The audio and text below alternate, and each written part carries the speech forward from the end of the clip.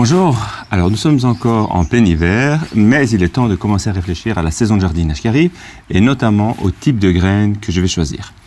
Alors avant de commander, la première chose que je vais faire, c'est l'inventaire de mes graines pour savoir ce que j'ai encore, et donc ce que je ne devrais pas commander.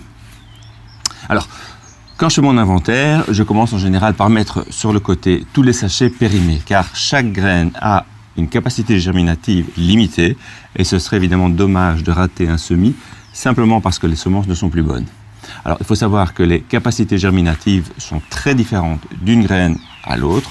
Par exemple, le panais a une capacité germinative de 1 an, les poireaux 2 ans, mais les chicorées, elles, peuvent aller jusqu'à 7-8 ans. Alors, les conditions de conservation des graines ont également une grande influence sur leur capacité à germer. Il faut donc les stocker absolument à l'abri de la chaleur, à l'abri de la lumière, à l'abri de l'humidité et aussi des ravageurs. Puisque par exemple, j'avais stocké quelques têtes de tournesol dans mon cabanon, que je garde en général pour les donner aux mésanges en hiver, et ben voilà, il y a un rat, je crois, qui est passé et il s'est servi. Alors comme je n'aime pas jeter des graines qui sont apparemment périmées sur le sachet, je vais les tester. Et donc pour ça, je vais prendre une boîte en plastique, style Tupperware.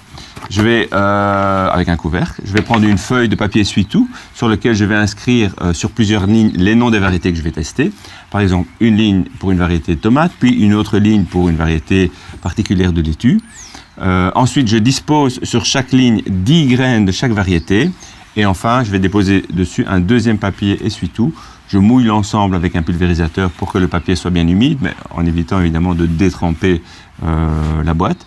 Je ferme le couvercle et je dépose la boîte dans la pièce la plus chaude de la maison.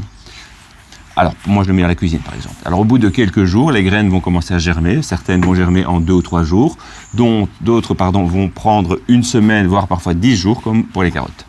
Alors, pour chaque variété, je compte le nombre de graines qui ont germé et je connais donc la capacité germinative restante de mes graines. Et qu'est-ce que je fais avec ces graines périmées? En général, si j'ai 10 graines qui germent, je considère qu'elles sont parfaites et je vais les semer comme n'importe quelle autre graine. Si j'en ai seulement 5 ou 6 qui ont germé, je ferai un semis plus dense.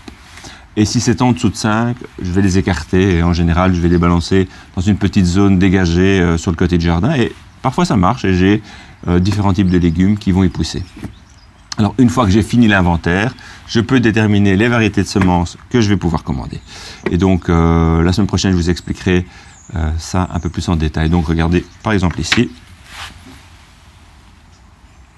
Voilà. Ici, par exemple, je vois que le maïs, tous mes graines de maïs ont germé. Je vois que j'ai des choux raves qui étaient périmés mais qui ont quand même bien germé. Par contre, je vois que la ciboulette et la ciboule, elle n'a pas du tout donné. Donc ça, ce sont des graines que je vais écarter. Voilà, merci de m'avoir écouté et une très bonne semaine.